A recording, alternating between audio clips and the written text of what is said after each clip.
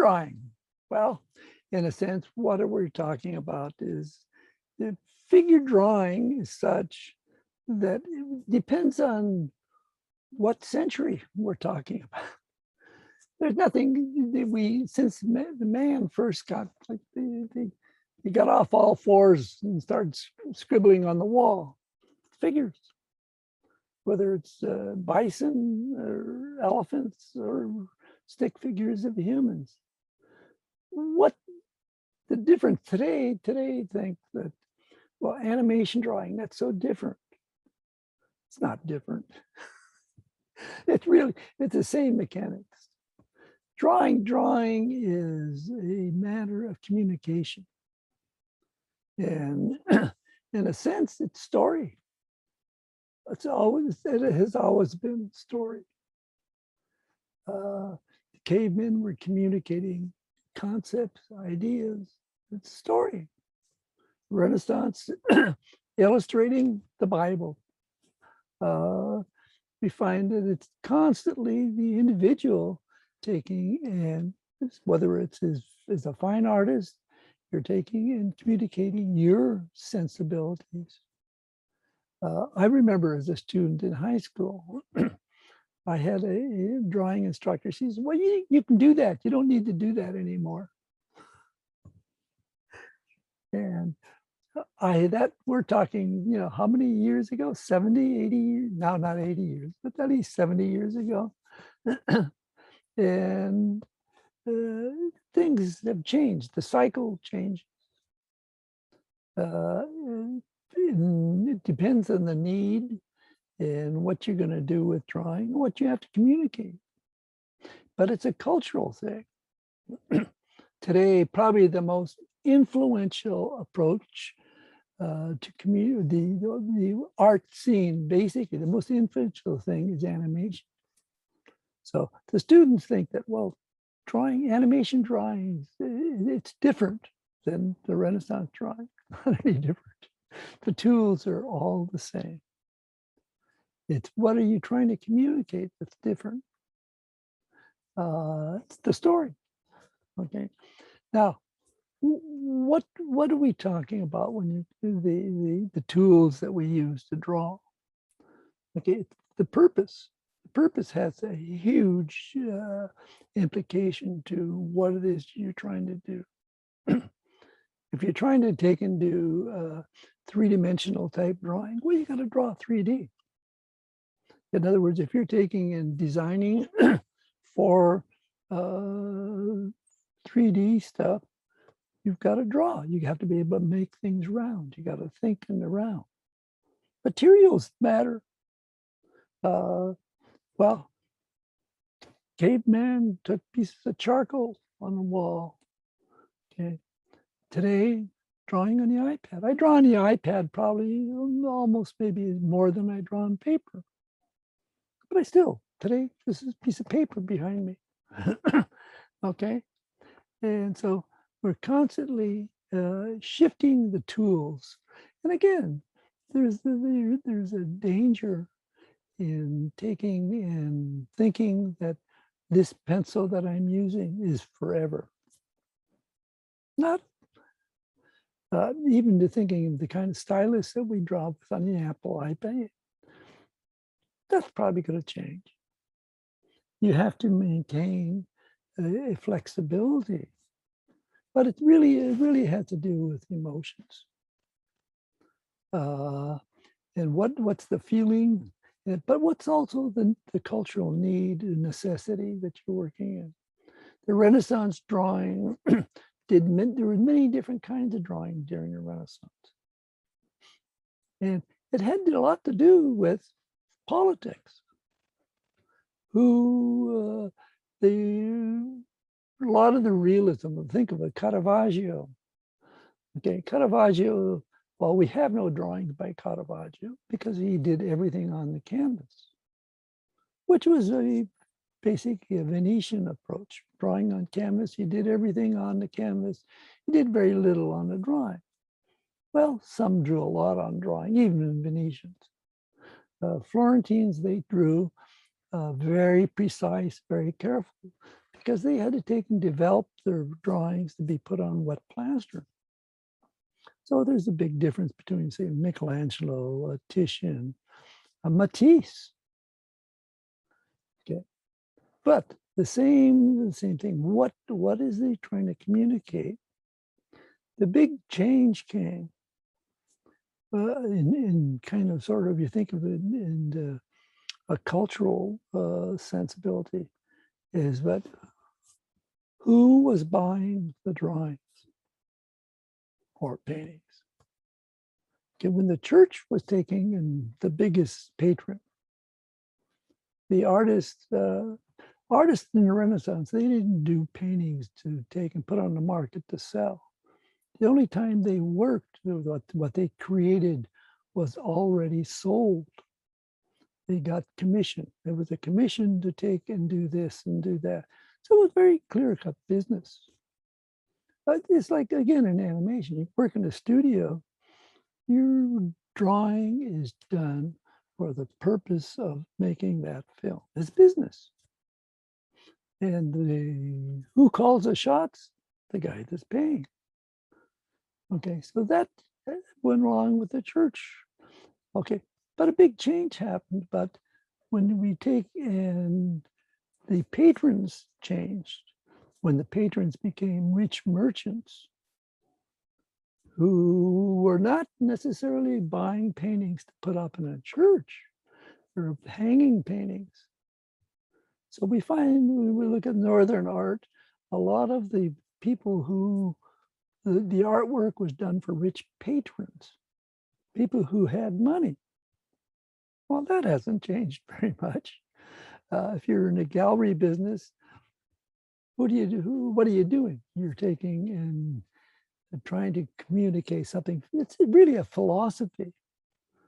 And the philosophy, it becomes your philosophy, but it's part of the times that you're in. And so the style reflects both these things, the current style, technique, who's buying or not buying. Many artists take and work, have no interest at all in selling. It's all just for themselves and for their own development.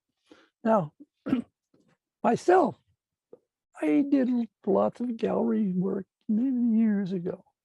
I don't like that. I don't like have to deal with the gallery. I don't want to do things for somebody to hang over their couch. Okay, so it's the reasoning you're doing. Okay, so I worked in the animation editors. That was fun. That I really enjoyed. But the tools that I used to take and do this are, how do you describe form? How do you communicate things?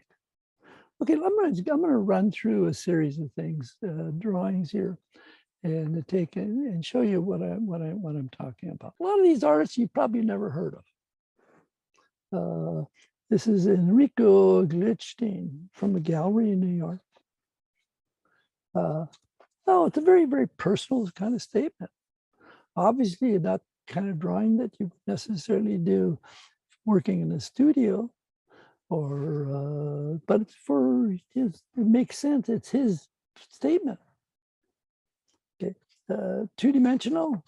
Here, now you look at another guy. He's 1701.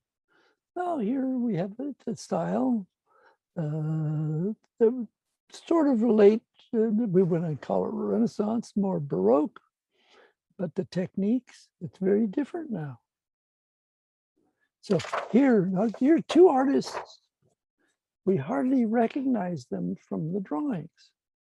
On the one side, you've got Albert Dürer, and then this is Titian. Very few drawings by, I think there's 12 drawings by Titian, because he did most of his work on, but the drawing was, the purpose for the drawing was to take and make a painting. So the drawings were always very, very directed. It was to a given end. So in his doing his drawing, so the drawing, just thinking, Okay, what are we going to make do this and do that? Okay, but then on the other side here, we've got Albert Dürer. Well, here he's doing a very careful study. Now, this is really here, in a sense, he's being a bit of a scientist, because what he's doing in this drawing here is he's come in and he's very carefully measured out all of the proportions. He's got a line coming through here. He's taking and he experimented a lot with how to take and what's the ideal figure? What's the ideal type of form that we're working for? Okay, the Titian, he wasn't interested in that. He was interested, his drawing had more to do with taking and creating a roughly, like this would be like in the studio, we would take and do simple diagrams and trying to figure out a pose or something. And in that sense, this is actually very, very similar. In other words, if we take a look, and I'm going to take and do a little bit of drawing here at the same time. Look at the way he's doing this. What is he doing here? All of these things that are going on. So that's no different than what we do when we're drawing a character. We take and we come through and we build a character just containing form.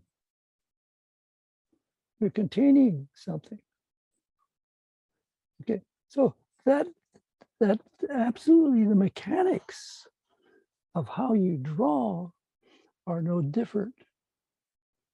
These are the tools. These are, as my standard cliche is, no rules, just tools.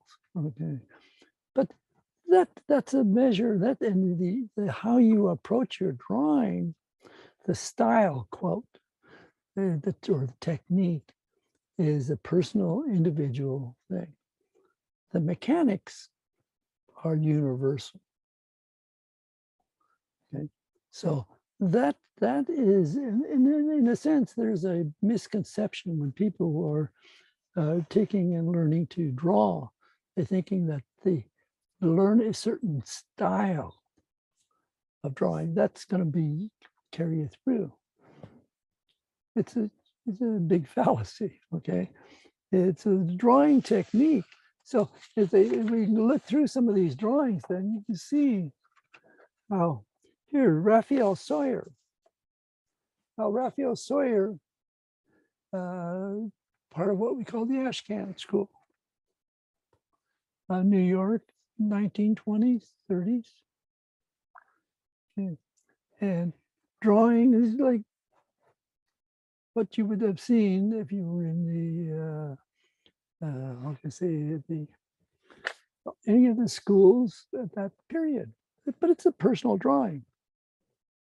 He's just taking and putting, he's making notes. Here. Then on the other side here, we have a Henry Matisse. Very different. Now, part of the difference is that we can look at here, and this is where we take and started going into the modern era. That drawing became more of a personal statement rather than a means of achieving some goal. When you look at the Matisse, here signed, what he's doing is he's taking and designing. The whole idea was the art, the aesthetics, how the shapes, how we play with the one shape fitting into another against another, straights against curves, rhythm, movement. Okay. That became the abstract. However, so what we're talking about, they changed the figure now is just a vehicle for taking and making abstract lines and shapes. Still drawing the figure, but the figure itself is not so important. It's the aesthetics of the shapes and the movements. I think of Picasso, okay? That's the figure itself becomes, but is not so important. It's the shapes that the figure makes. So that when you're drawing, this is a reality that a lot of people tend to forget, is that you can look at what you're drawing any way you want to look at it. You can look at it for the realism. You can look at it for tone. You can look at it for color, texture. That's your choice. There's nothing that's saying that there are rules.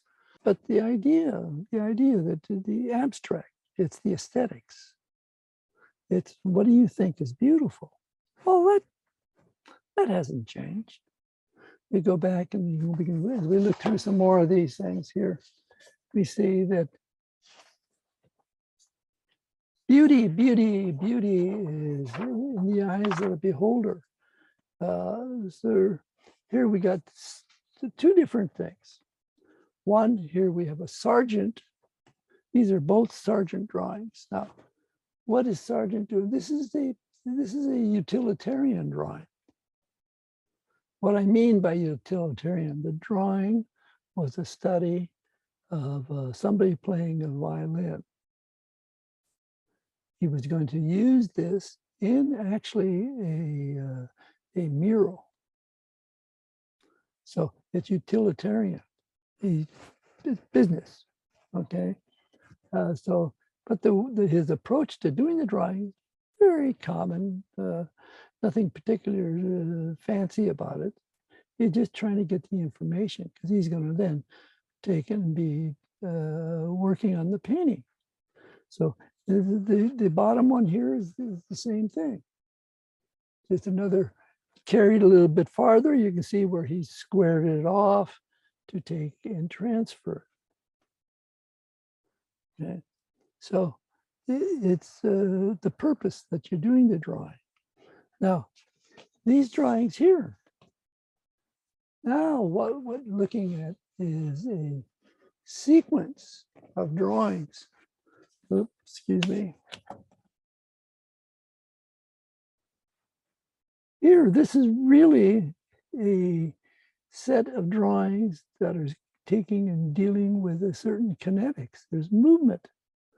There's how one figure works to the next figure. And you can see he's gone out of his way to take and make adjustments. He had drawn it underneath here. He's wiped that out. He's come in. So the figures then are just, again, vehicles for taking and creating lines, shapes, movement, but there's a subjective element in it. In other words, we look at there's expressions. Well, anytime you draw a figure or put a head in a work, it becomes a focal point. So it's the emotion, it's the subjective quality of the work that takes and becomes the most important element. So it's a constant thing, but here that's part of it, but it's the abstract, and it's talking about movement. The lines are moving, but it's within a frame, it's within a context. So the artist is really then we look at the art and say, well, what's the subject? Well, first people say, well, it's a bunch of women dancing or something. Now, the subject is actually the movement. The movement is the subject. He's using the figure to take and do it. Well, the movement is what the artist is taking and trying to do. That's the element that he's working on. I remember as a student, an instructor coming up behind me and saying, well, what are you doing? You look, I said, what do you mean, what am I doing? I'm drawing the figure. Okay. That wasn't enough of an answer. What he wanted to know was, what was the point of the drawing that I'm doing? What was I trying to achieve with the drawing? So it's, what are you doing? And that's, again, goes back to Michelangelo's comment that the artist draws with his brain. and his hand, not his hand, but his brain. Cézanne said the same thing. He said the artist uses his eyes, but in his brain to see. Okay? So it's a mental, it's really a mental process that you go through. And that's where, in say, doing storyboards, well, what's the point in doing a storyboard? You have to be totally conscious of the filming. The film, it's the film and it's the story. By the way, what I'm looking at here, this is a publication by the Borden Press. The company, it's no longer in business, but they did a whole series of Master Draftsman series. And so, but we go through these things. You look, okay, here's another Matisse. It's very stylized. There's a story, Matisse was teaching. And so the first day of the class, the students were in there working, and Matisse didn't even show up like the first day. He had a model and everybody was working. And then the next day he comes in and everybody had been doing these wildly abstract type of thing, a la Matisse. He had a fit. This is first you got to take and be able to draw what you see. Okay. Now that drawing what you see is, again, a matter of how you're looking at it. What are you looking for? And so that comes around to another element here. So here, when we look at this Matisse, it's really the design.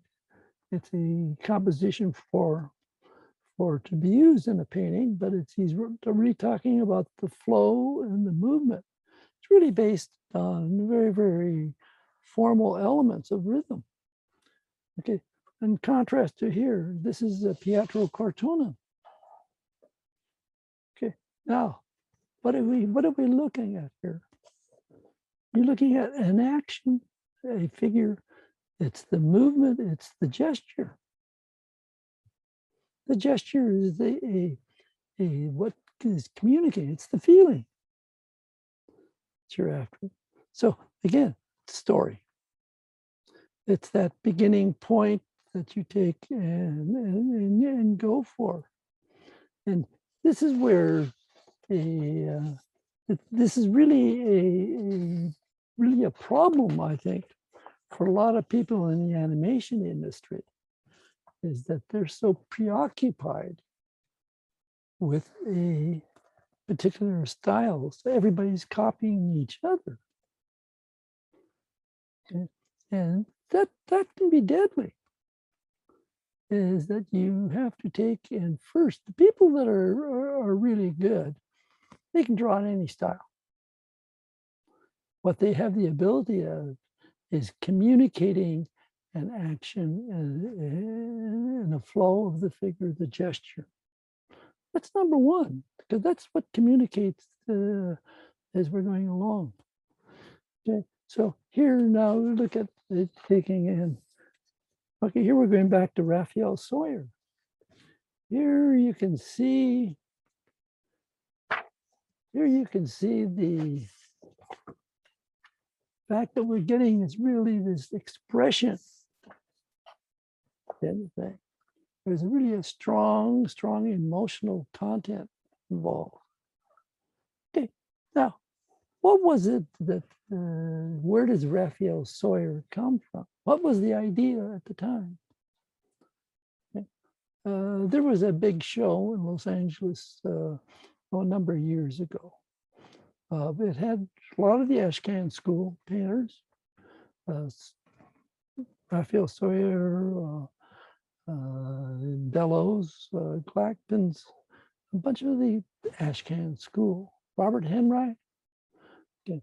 And that was sort of like half the show. The other half of the show was Sargent, and he goes, I think there's Meredith Chase, and I can't remember who else, but there was classified too. So all of the commentary all of the critique that was made about the thing, what the critics wrote about was the Raphael Sawyer, the Ashcan school.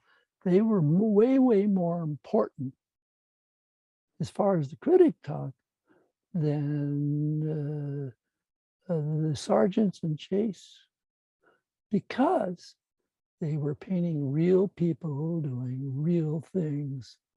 It was the realness of the subject matter. Well, Sargent's was real too, except that he was drawing rich people, bankers, and things like that. Beautiful setups that he had done, going to Venice. So there was a implied importance because of the subject matter. Well, again, politics.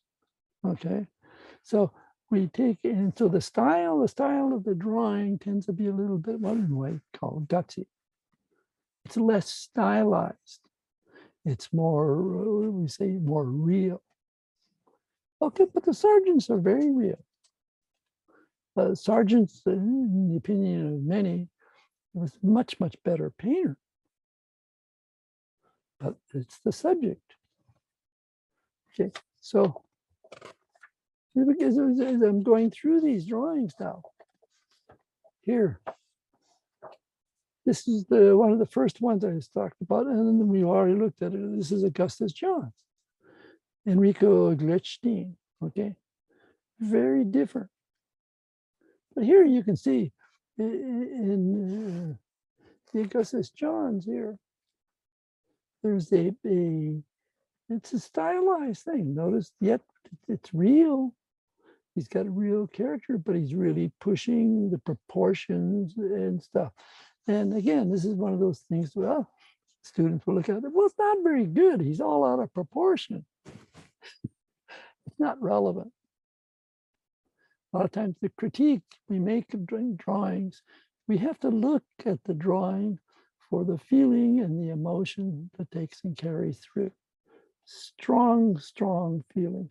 Yet obviously he's studying how the hand goes and what's the gesture in here.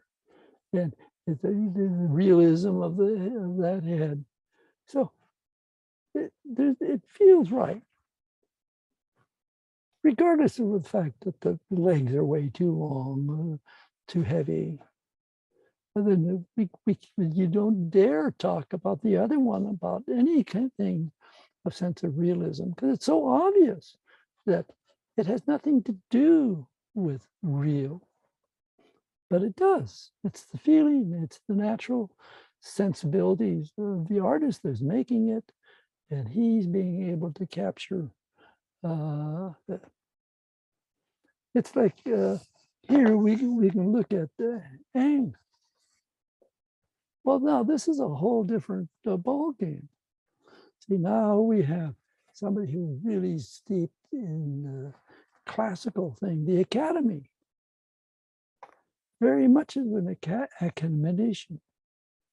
And the fine line, he's squared it off. He's obviously been looking very, very carefully at the model. Cézanne criticized him because of the line. We usually talk about Ang because of his line.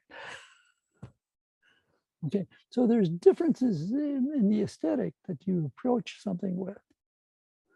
And I find it so interesting a lot of times with the students today.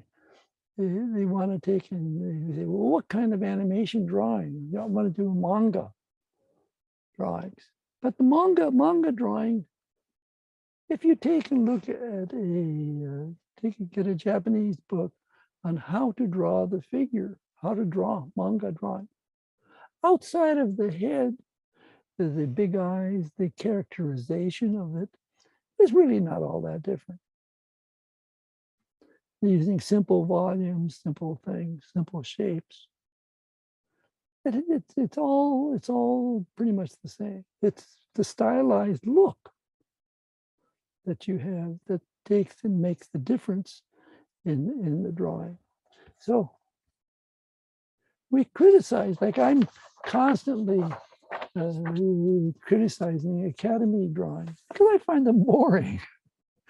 Okay, they may have beautiful tones, they have all the things of quote realism. They've spent 30 hours taking and really working the drawing, but I personally find them boring because they seem to lack a sense of life, lack of movement within the drawing. So it's a personal choice. I know I have a good friend. We went and we looked at some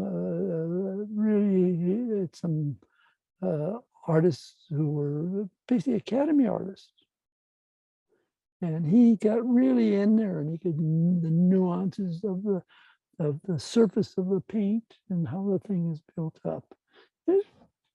I could still look at it and say, yeah, that's really beautiful. But to me, it was, well, I'm not going to spend 30 hours to get that thing. I don't find that particularly important in terms of the overall. Yeah, it's personal choice. And yet I have had many friends, we would sit down and argue like crazy. And it was just a matter of opinion. There's no rules. It's all in how you take and approach it. Because artists today, we talk about, okay, I'm 85. The artists that I saw and were important people in my day when in the 1960s, 70s, today I bring up their names, nobody's even heard of them. Style is fashion. Fashion comes and goes. Okay, so here, now this is an interesting drawing here in the bottom.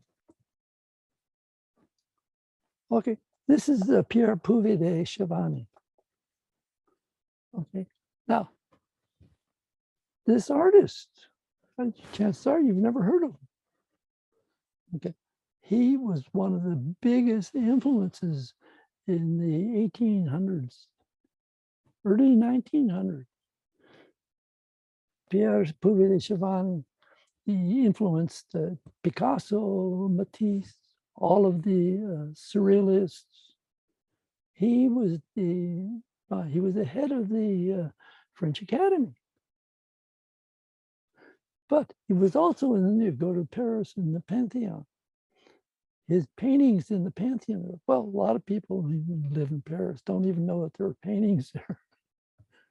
It's more of a tourist thing. It's where all the heroes of the state are buried and what have you. But they've got some great murals. I had to take artists that live in Paris and take them there to take a look at it, who lived literally in walking distance of the Pantheon and had never been in it. Anyway, but we look at this. Now, this is not necessarily a drawing we would be familiar with, but completely different. Now you got Sargent and him. Basically, they were contemporaries. Okay, different concept, different school, different way of thinking. So today if we take and we work and look at different artists. Okay, like this is a Tiepolo. Now, today, I say, what's contemporary? Well, we have the animation industry. This is then there's the fine arts world. The very different worlds. They feel almost like non-existent, or not. They don't seem like they're living in the same century. I remember before I started in animation, I knew nothing about animation. I mean, literally, when they hired me, I had to go out and buy a book on Disney so I'd know what they were talking about. Okay. To me, great draftsman was Michelangelo, Pontormo, Barocci. Those are big names. Tiepolo. But when I started working in the studio, all the names that they were bringing up and say, Milk Hall. He said, oh, he's a great draftsman. Never heard of him. So, like, it was a different world. It was had the context that you're in. So it's you take it and change. Like today, okay, I'm really well known in the animation industry. Outside of that, I don't know. I have a lot of fine art students, but it's the context of where you function. And we have to learn to take and look outside of our little circle that we're in. There's a whole world out there of different, really different points of view. And they look down on each other. And which is silly. You need to learn to appreciate everything. You don't have to like it, but you do need to learn to appreciate it. And look, now here, look at this. You know, this is Raphael Sawyer, Ashcan School. Studied Art Students League in New York. This is Lucas Signorelli. Okay, so they're working with the same thing, figures. One is really telling a story. Signorelli, now this is a painting or drawing for a specific purpose. It's really storytelling. Sawyer's thing is more of a personal statement. He's sort of studying, or maybe done for a painting, but it's really, you might say, like an art school drawing. But that, again, when you, as a student, you need to go beyond that basic thing of saying, well, this is what happens in class, in school, that the people think this is the only way. This is the only way you can do this, which is, of course, is nonsense. I had an opportunity. I guess right now it's a couple of years ago. I don't go anywhere with this virus thing. But I was in Florence, and a friend of mine was teaching at the Florence Academy. And he had taken some classes with me. So he was really actually quite good. But he was a teacher at the Florence Academy, and he brought in a little bit different point of view there. And he invited me to come sit in. It was like the end of a semester, and they were already working on a drawing that they've been working on for several days. Okay, and so I came in and sat down and started drawing. Well, I was drawing, doing a drawing in a half hour that basically they had been doing for days. I mean, they saw what I was doing, and it was like, where am I coming from? What moon did I just get dropped off of? Okay, and because it was a total shock that somebody could take with that kind of speed, reasonably accurate drawing. It was a different, because I was looking for a totally different thing. I wasn't measuring. I didn't care what the tone on the model was particularly. Okay, I was taking and feeling more for the action and the elements in it. So as we go through these drawings, see, then here, you see a little bit of the difference already here. You look at the drawing of Sawyer, and there's a certain consideration for the subtlety of the tone, the way he's creating the form. But there's a certain naturalism to it. Okay, Signorelli, he's not drawing from a model, he's drawing from his head. He's taking, and you can see he's really trying to communicate a strong emotion in the drawing that he's doing. If you really, this figure, they're fighting, these guys are tackling, but you can see he went through a construction process here. And you can see the formalization of how he taking and drawing the form. Okay, so people would say, well, rules. They're not rules, they're tools. So here you look at the contrast. Okay, here we got again Augustus John. Well, some people would say, in other words, if that was in a portfolio being submitted to a studio, they'd say, well, for a portfolio review at CTN, I'm sure the guy would say, well, you need to go take some drawing classes. Right? And so then we have on the other side here, Mantegna and Jericho. We're talking hundreds of years apart. So the difference in the drawing, but the mechanics. Now, what are we doing? We're taking, and here he's using the drapery to go over the surface of the form to describe the form that's underneath. So he was very much preoccupied with form, creating a sense of realism in the way he's taking and diagramming the space, taking and drawing this thing in. Okay. Well, those are all just basic tools that we use to communicate. Here now we got the guy, he's gesturing, he's showing, he's pointing. Okay, the idea of taking and telling a story. So as he's doing this, and also the materials he's working with, well, here it says lead pencil, pen, brown wash. Not much different, pen, brown ink, and black chalk, same materials. Okay. Today I do an incredible amount of my drawings with the water-soluble pencils. They didn't exist then. But they're great too with a water brush, sketchy fountain pen. Okay. And so the tools change. They give an expressive quality that sometimes it can be very graphic. You can take in the way you work. You work according to the means or the end that you need to achieve.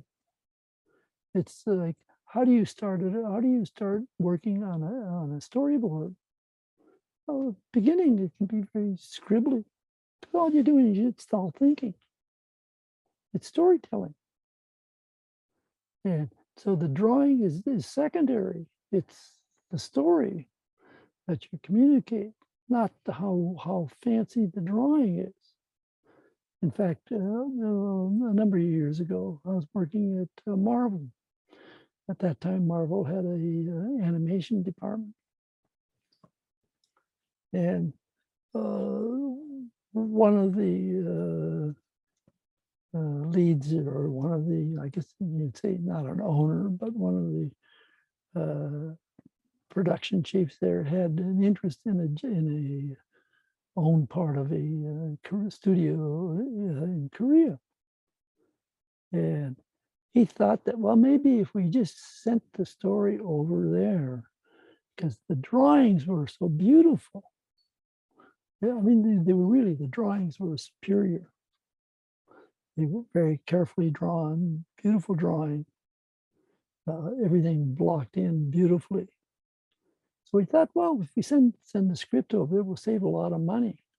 And we'll take and do these drawings. Well, we got we got some of the stuff back. And beautiful was storyboards looked beautiful. Couldn't use them because the sense of story was not there. They did not take and have our sense of humor, our sensibilities for the film. And so regardless of how well he drew, that we couldn't use it because it was the thinking and the emotional, it was a cultural thing. So there's always these other elements that come into play. So I've worked on films that were from the onset. There's some European films where the concept for the film, well, was almost laughable. They never really got done because it would never have sold. So it was the cultural thing within the thing that we were taking and working with. It was a cultural thing, not a skill thing. Because we had lots of people who were trying to make the idea work. Lots of money was spent on stories and people doing production drawings, storyboards. It never worked. And one of the things they tried to do was even to have it brought to the States, because it would have to start here. It would have to be done here. Well, that was 30 years ago. So, but it was the miscultural reading of what will work and what won't work. Okay, so now here, this is another Signorelli. Again, look at the emotion here. Look at the emotion that's taking place. Well, the emotions could be put with a slightly different style or look to it, maybe not even that. Say put a superheroes costumes on these guys and the bad guy or whatever. And it wouldn't really be any difference. It's still the techniques, the action, the gesture. Okay, but we look at the way it's drawn, the way we feel the forms fitting one into it. Again, that's no different than animation drawing. It's really the same thing here. So as you look at the drawing, then I could take the idea of that figure, and I can come through and say, well, okay, first it's the gesture. Come through and we feel this action. You notice how he's really twisting the legs coming up. And we're going down. So I'm just really sort of scribbling the lines out here. So at that point, but then once we go from there, I can turn this into something else here. I can take and say, oh, what do we got here? This becomes, but the technique, look at the simple form that we're drawing. We feel the stretch and squish. Okay, that fundamental thing that we talk all the time about in animation, squish and stretch, curve, straights, angles, building things up. I heard that 20 years before I ever got involved in animation. You look at this, it's no different. It's coming through the way we describe forms. I could turn this into something with big feet. Coming back, doesn't matter. The imagery is the difference. The skills, the technical tools are no different. It's how you draw. So here we got a certain feeling. Here, this is a Renoir. That's really a different feeling now. Look at these two here.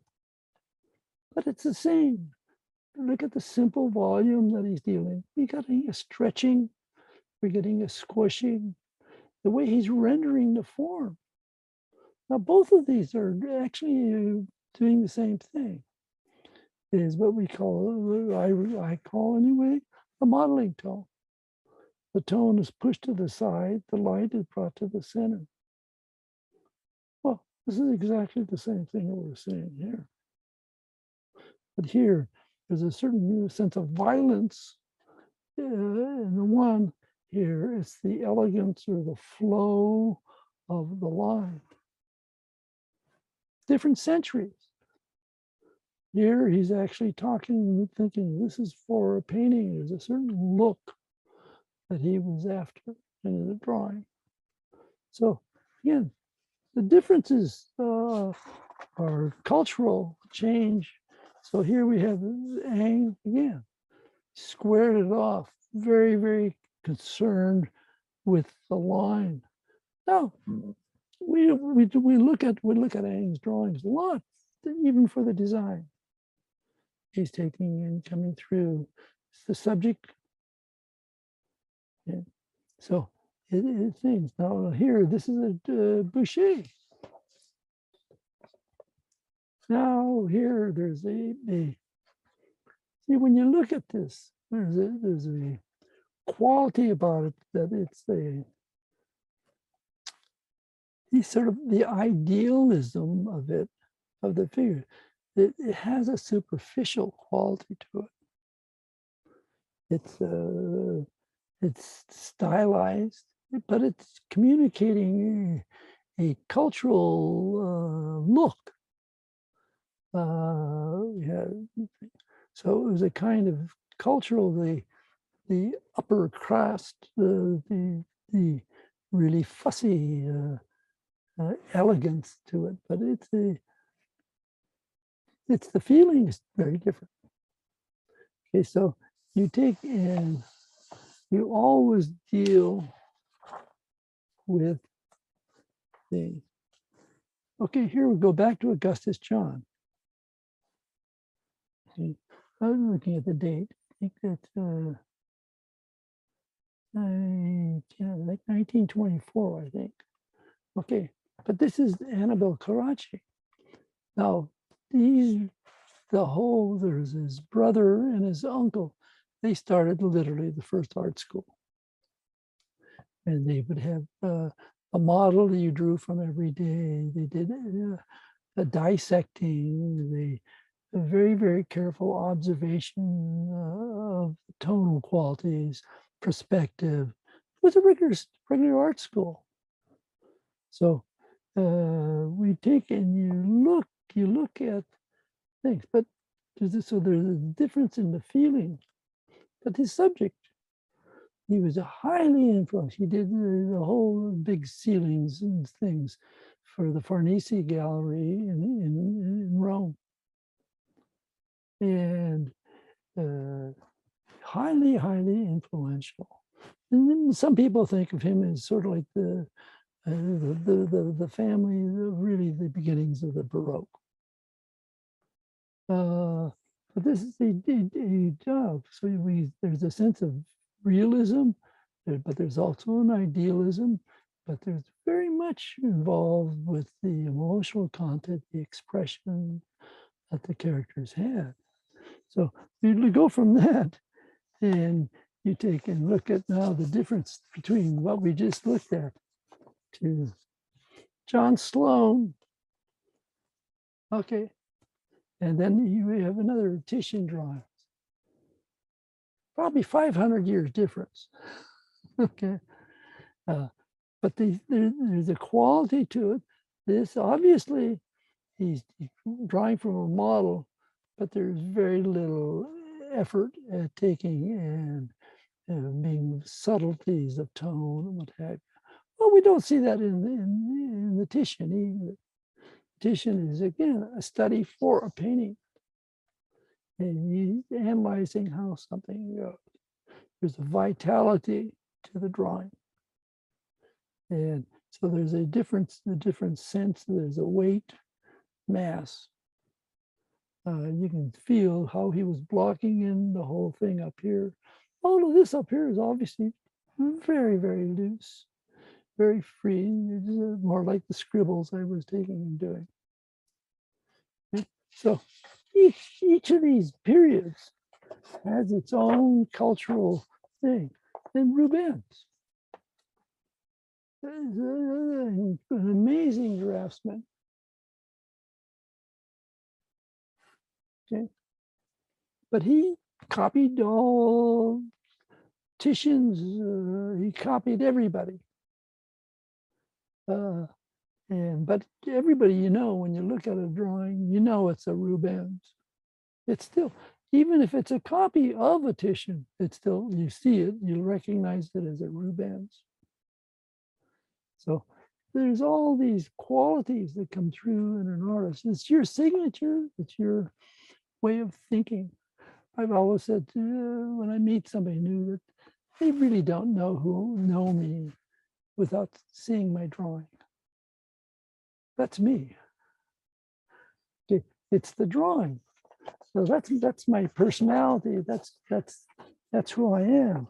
So look at these guys here. Now again, we're 100 years difference probably. Lier and Ang. Again, this delicate line on the outside. Well, again, that's what Cézanne complained about.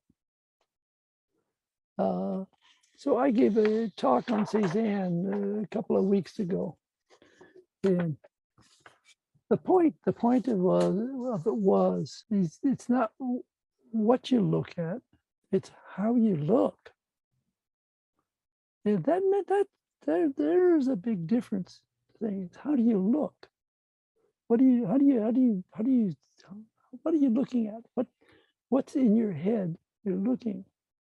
So here, Gaston Lacher. Look at the difference now between these two guys. One's a Rembrandt, and the way he's drawing. Okay, a lot of the Academy people say, don't look at Rembrandt, but he paints ugly figures. There's nothing fancy about them. They're just people, they're peasants. All right.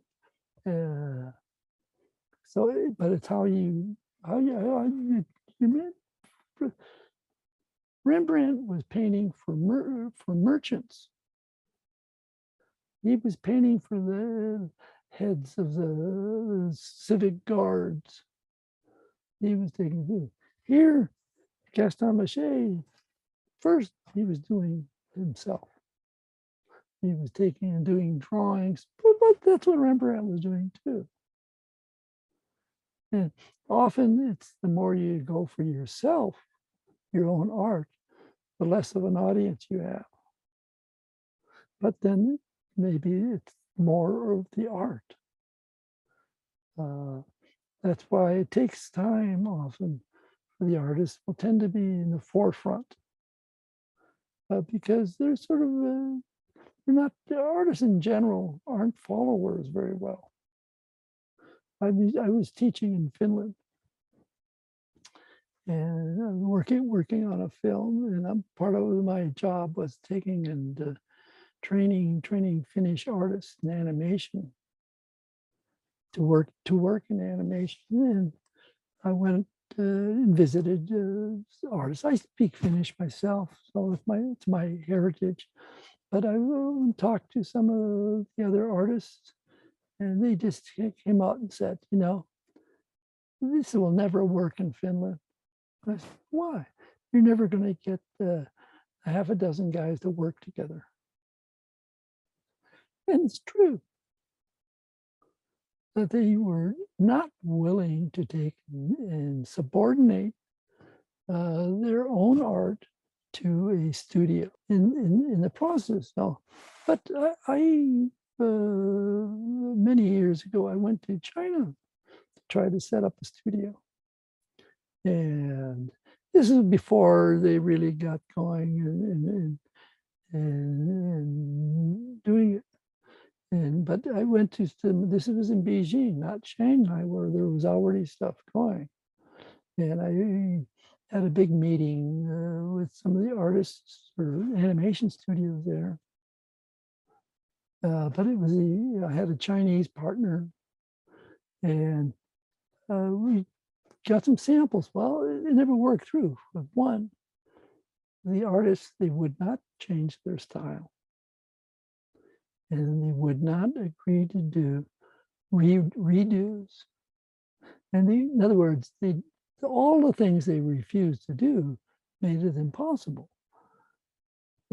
But that's what animation is. It's a business, right? So you have to be able to do what is required, but then to bring something to, bring your own personality, your own sensibilities to it within a context.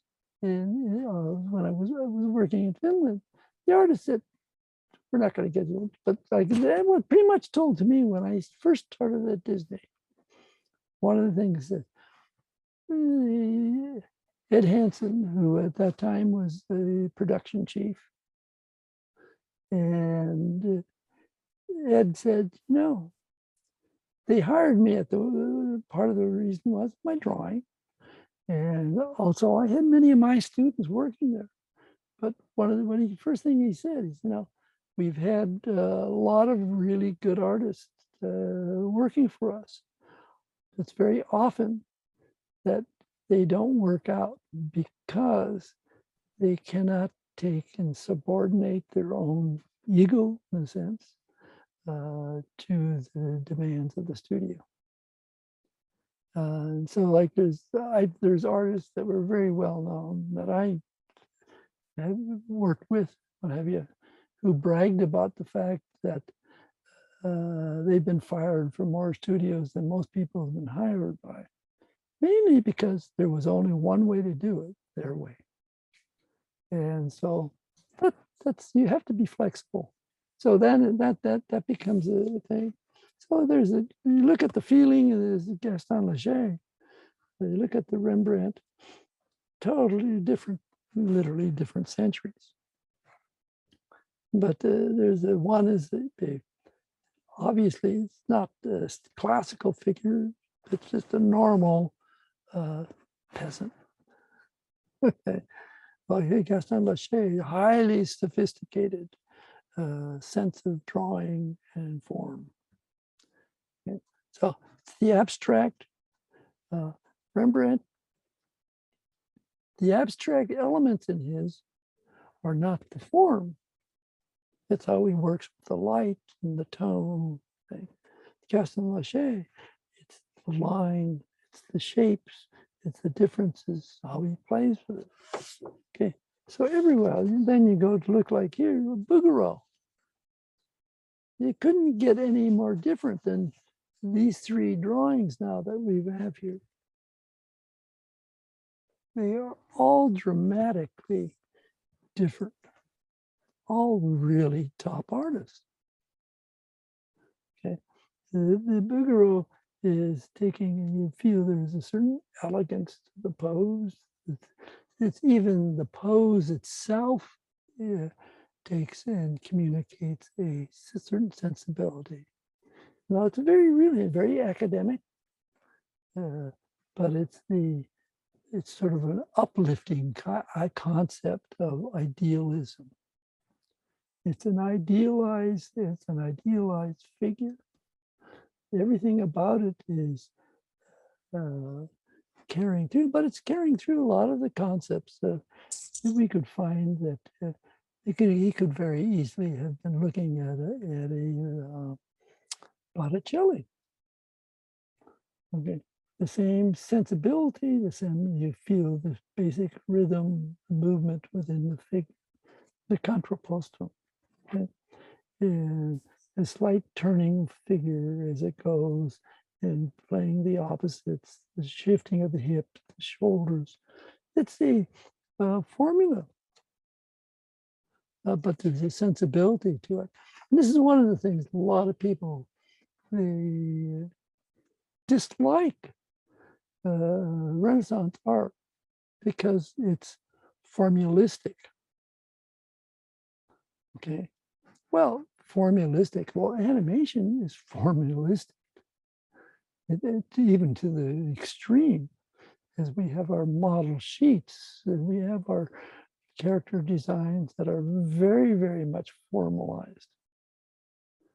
okay, that we have to follow if you're working on a production. So it's, again, the point to say, well, it's who's saying it's formalistic, and what are their sensibilities, what are they after? So it's always about who's doing it. So if you've done quite a few drawings here of Augustus John now, you can see, again, very still, but there's also a stylized quality to it. He's really just capturing an action. But then Carracci again. So we have a hundreds of years difference. The feeling we look at this thing, and now, and like he was really, we're talking about the beginning of the Baroque era.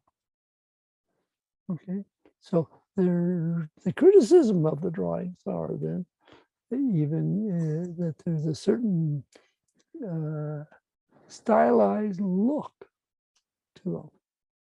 Well, we take in a certain stylized look. If we look at the works of a lot of the American illustrators in the 1930s, we look at them and say, that's 1930s.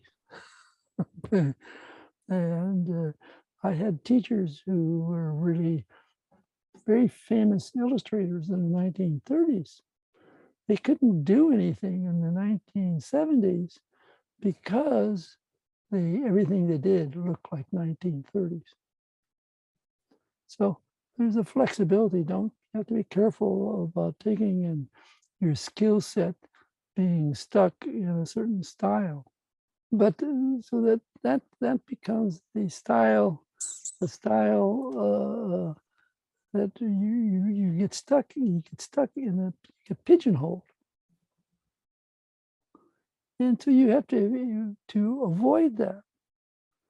You develop the skill to take and be able to draw accurately from your mind, which is dealing with simple construction that you can apply to realistic drawing. You can draw it to cartooning, to whatever. But you have to go beyond the idea of copying something, but being able to draw from imagination. And that is really a skill. Like one of the artists, people are always surprised who I take, and I think he's really good. Let me show you. This is Jules Pfeiffer. Look at these drawings. You take and say, now this is a graphic novel. Okay. It's a story, but there's nothing in terms of animation construction or anything, but it's all about the story and the emotion. So when you look at it, you don't care whether it's the drawing communicates. That's what's important. Not the gee, did he draw that nose very good? How did he draw the shoes and his hands? Has he got enough fingers on there? We don't care. The paintings, the drawings have a whole unique quality.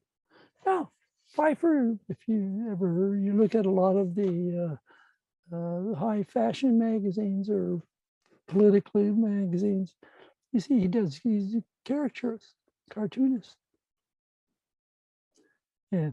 But they're very, very strong. The emotional quality that he gets in, which is all based on essentially just the action of the figure or the gesture, we would say, not the idea of having a perfect drawing of the thing. So again, so here we look at Carracci here. Now, which is interesting. He's an interesting, he's a guy, like I say, he started the first art school, but he's also considered by some people as one who did the first sort of cartoons, caricatures. And so he broke away. He broke away from the thing of having a formula stylized look based on things. The whole school that they started was based on drawing from the figure from life. And so being able to really do it. But at the same time, a lot of the drawings that he did for his frescoes had this stylized look to it. And there was a sort of a stereotype of some of the heads. It's like as if you'd been looking at Andrew Loomis or something, okay. Which is, again, a area where you have to be careful. So as we look at the over here, this is the Annabelle. That's such a stylized look for a certain god. And so if we look at his a lot of his work, you see the same characters constantly popping up. So now here, look at this. Wow. What can Albert Marquis and then Proudhon. How much different can you get than those two drawings?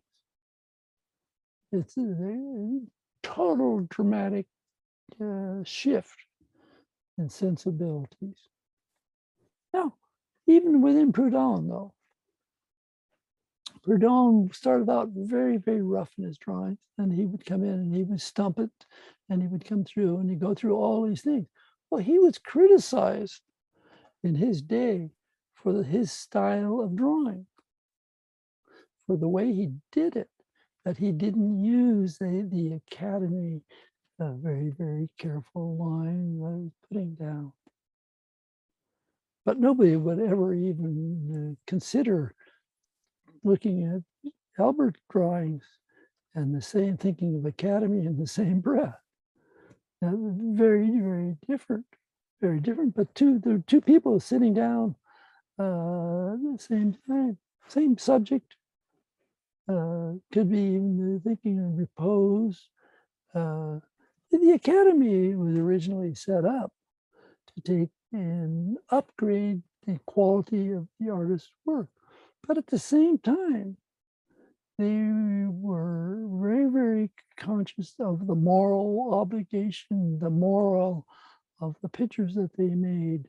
They had to be uplifting, etc. And so the very, very careful observations of the kind of compositions in the history paintings that refer to. Okay, but then there were like Greuze, who was trained in the Academy, but he was criticized. His subject matter was mundane. He was like the French version of Norman Rockwell. Norman Rockwell took and illustrated the morals of the American middle class. Greuze did too, but he was criticized because he used serious means of taking in community. His composition was serious composition, but he was classified as a genre painter. So everybody, you had still life painters, you had portrait painters, and then you had the top of the cream of the top was the history painters. Today we look at them and they're boring. But it's a thing.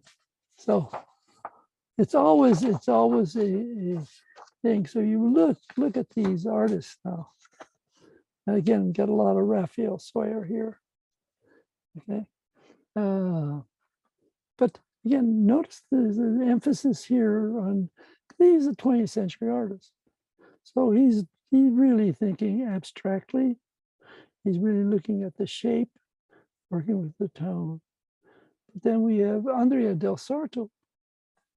Andrea del Sarto was considered, at the time of Michelangelo, the most important painter in Florence. And a lot of people, but he was a student of, I'm trying to think of his teacher, Gillian Dial. same as Michelangelo. We find that his students were Pontormo, Vasari, the guy who wrote all the stuff about the artists of the Renaissance. Okay, here we have Augustus John now.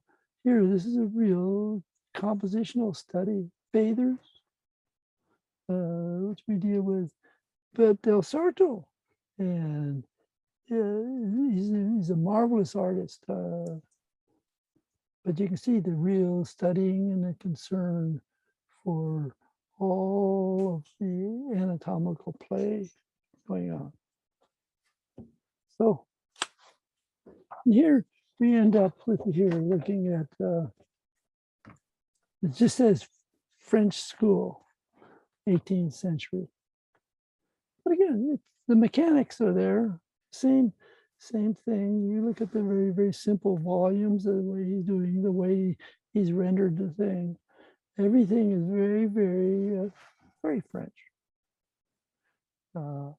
So the styles that you draw don't matter, but you need to focus on your skills so that you're not stuck with a style. That's the deadly end of what you do. Style is the killer. And you need to be able to take and draw very simply, very clearly in any style if you're going to work as a professional, which is animation. It's not that I've taken, whether I'm drawing a cartoon or whether I'm drawing realistically, is I still, whether I'm doing a storyboard or whatever, I start out first, get the action. Very simple, nothing complicated. First it's the action. It's the gesture. It's the movement. After that, and whether I'm doing Tiny Toons or foxes or dogs or whatever, I take and start exactly the same way. But I can also at the same time then speaking very, very simply. I take and start the minute I come back in and start to think of structure. Now you can see I'm just taking and constructing. It's just simple volumes. It's this. In other words, basic stuff like being able to draw potato sack. Okay. Turn that figure. Being able to make that sense of 3D and the action. See, this is really no different. In other words, I can come through here and I can just take and put some legs on it. Come through, toss in a head, and immediately that figure, and once I start to take and add information, I come through, and now it becomes more realistic. In other words, realism is a manner, and it's what when we draw, it's the information that you put down. But when you're taking, as you're doing the drawing, like if I take and say, okay, I've got, this is a sphere. Okay, nothing spectacular about that. But the minute I take and come in and do that, now it's got some kind of emotion. And I'm just taking and adding points that it becomes more real. Well, that could be a man in the moon with an expression. But I can also take, and if I come through and just start to take and add information, and I'm putting things roughly in the places that they're supposed to be in. And I start coming through, and now It's a character. But it's no different if I come through here and I start to take and do the same thing. But I'm taking and being a little bit more subtle. I'm coming through. And it's the kind of information that I give that makes the difference in the feeling or the look that I give. And the technique, no, it's the same. I'm not drawing any different either one of these things. The same thing. It's the quality of the information that I give. And so that's where probably one of the greatest theoreticians of the Renaissance was Giambattista Alberti. You can get the books online, they're free. You just download it. And he wrote a whole series of books on painting art. Well, he's one of the guys that Da Vinci followed, Michelangelo.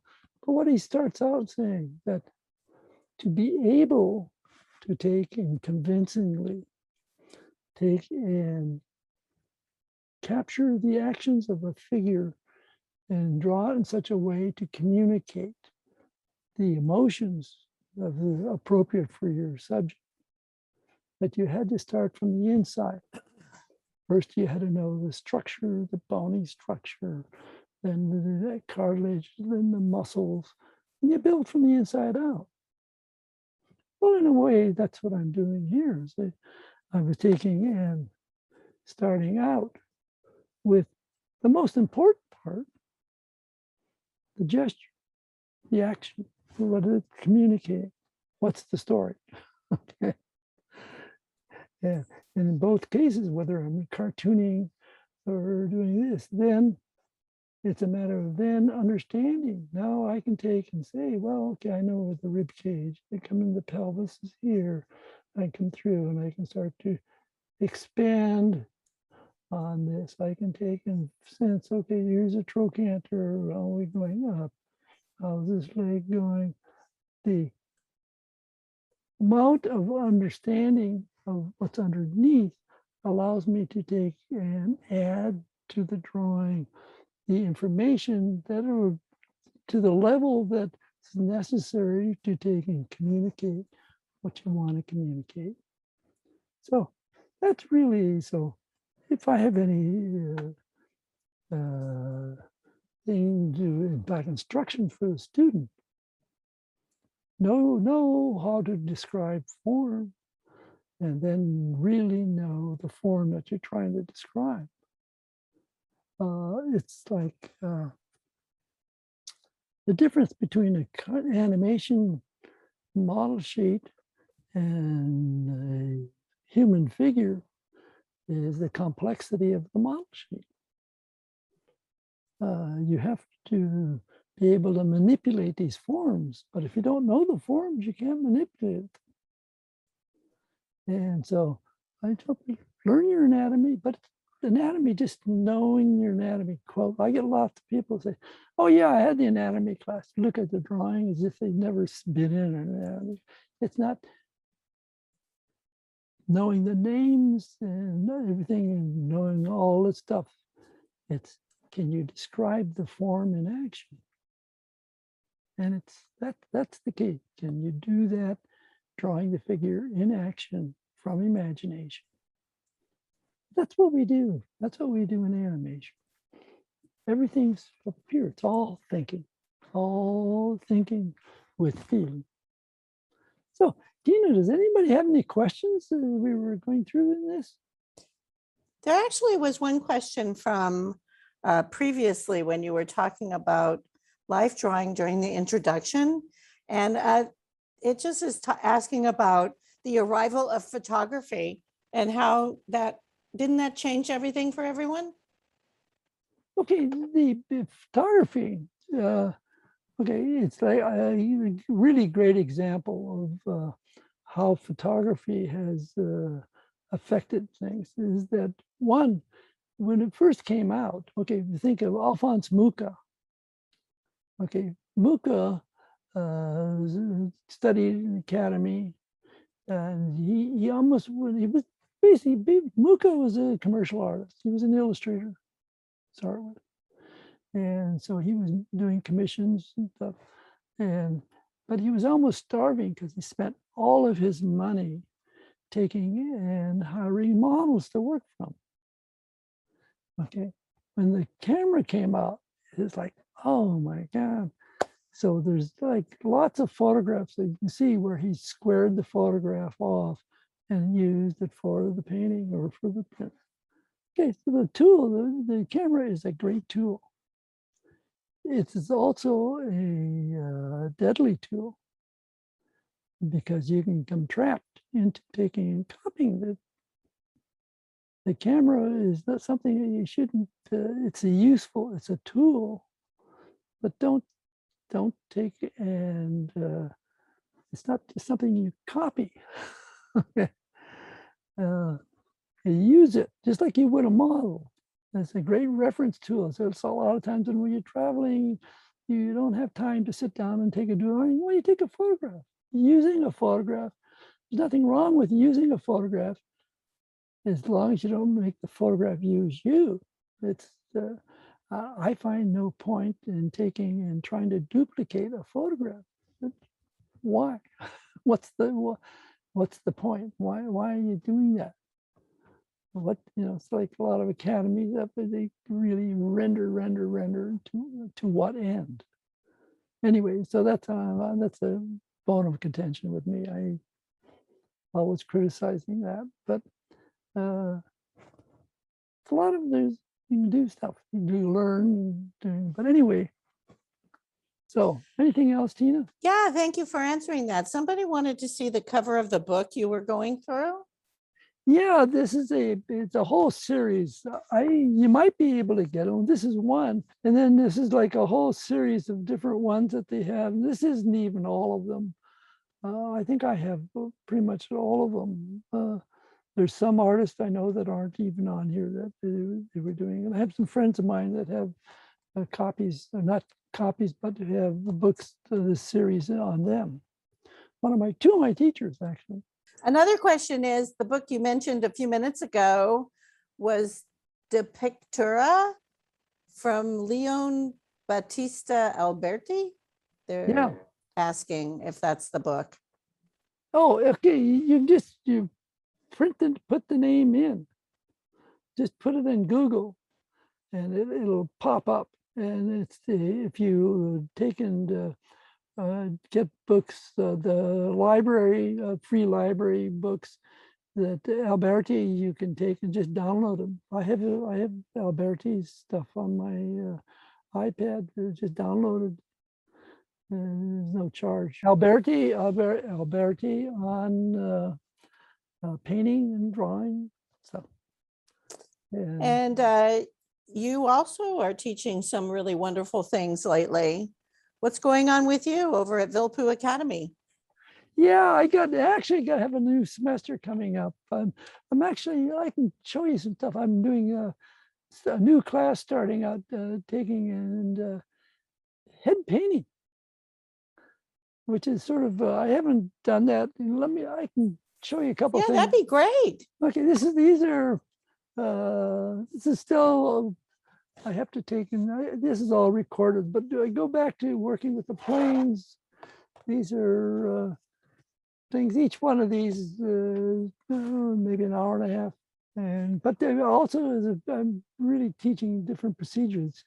This one I've gone over, done some glazing. I'm still going to be doing some touching up. I'm trying to teach the process of taking and doing this. And then this one here, again, very direct. And then I'll be glazing this down and going back over it. So these are, and then this is, I'm trying to teach exactly the way I learned. You had to take and learn how to work with the planes, is taking and working with the paint and chipboard. So, yeah, so I'm regular drawing classes. I'm also doing a whole series. I have a subscription series where I'm taking and doing drawings. Like I just did a 2-hour drawing yesterday. What I'm doing with these drawings, and this is on a Tuesday thing. Oh, wow. So this was, I go through and show diagramming what I'm doing, and I'm explaining everything, every little step that I go through. And Is that on your website at Vilppu Academy? yep, vilppuacademy.com. There's a subscription thing, and then my class is starting out. And one of the things that makes what I do online a little different is that every student, for whatever class it is, I critique every drawing that they submit. And we have a 2-hour chat during the week where they can ask questions, Zoom thing. And then I'm also doing where I record these drawings I'm doing. When they're in class, they have access to these drawings that I do. But these are 2 hours of drawings. And I'm doing a whole series stuff. I did a whole series of, let's see, I think 38 sessions of analyzing old masters, drawing from old masters. I just want to make sure people have the information, and I want to check it out too. When people are taking a class from me online, then Yeah. they have access to these drawings that I'm doing. It's a subscription thing. But after as long as they're a student in the class, they're getting stuff. It's automatic. Every Tuesday morning, I'm doing these. Then on Thursday afternoon, we have a chat. But then they have each class has all the lessons and then the critiques. So That's Cool thing. wonderful, Glenn. yeah, it's a regular school. Yeah, that's really wonderful. I want to make sure that people have the information. Oh, I studied from you for years, and I still do. And you just are a wealth of information and a real gem. You're a master. I feel so honored to work with you. well, thank you, Tina. Because you have taken and done so much for the animation industry. And it's Oh, thanks. I trying just to- want to give back, and having this information, I can share it with everybody. Yeah. Oh, here's a question. Who was the head of the Paris Art Academy that taught so many other artists? the academic school, the classic one. Yeah, she said that you showed one of his drawings in the book. Well, Proudhon. Okay, the French Academy was set up as a way of taking and furthering the skills of the unions or the guilds. And so everybody had to go through to be recognized. You had to go through the academy.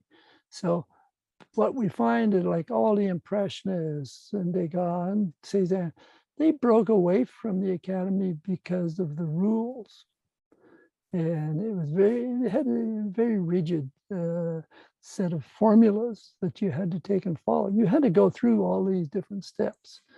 And to be, actually to make a living, you need to be certified by the academy. So it was literally a government organized thing. But it also pushed and emphasized the morals, the uplighting, the quality that the art had to have. But that was a big thing that they were taking, and they pushed. So the style of the art was very, very much influenced by the academy, and that's what they wanted it that way. And so there was the big move has always then been away from the academy.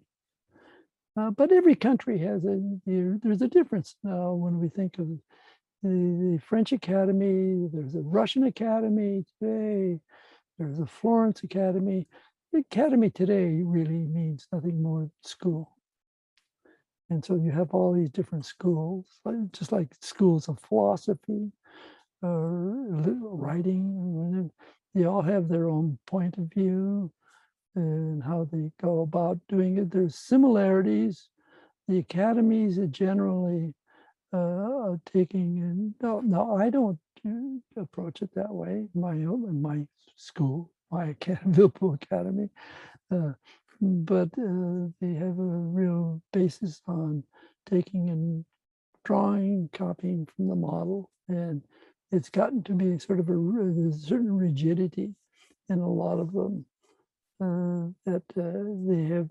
I know I've had a lot of opportunities of working with people who are involved in the academies, and their one ability that they have almost impossible to do is they really can't draw from imagination. I was teaching in Right. Florence at a private studio, and I had a lot of academy people were taking the class from me. And I said, okay, at lunchtime, we're going to go out and sketch. And I got this big blank look. I said, well, why would you do that? Why? What do you mean sketch, going out and sketch? I said, well, we're going to go sit over on the church steps. We're going to draw the people out there in the market doing things. And they'd never done that. They don't do that. And that was a big shock for a lot of the people. Right. That's why animation artists are so amazing, right? Absolutely. In fact, yeah, it's a whole different thing. It's different. We draw from our head. Right. But you gotta get that foundations underneath that to be able to do it. Well, and you're the master at that. I can't thank you enough for this series. I don't think we have any more questions. And so I would like to at this time say thank you very much. And Thank you for having me. we will see you over at Vilppu Academy. Going to get everybody to sign up. Okay. All right, sir. Thank you very much. We'll see you online. Bye-bye.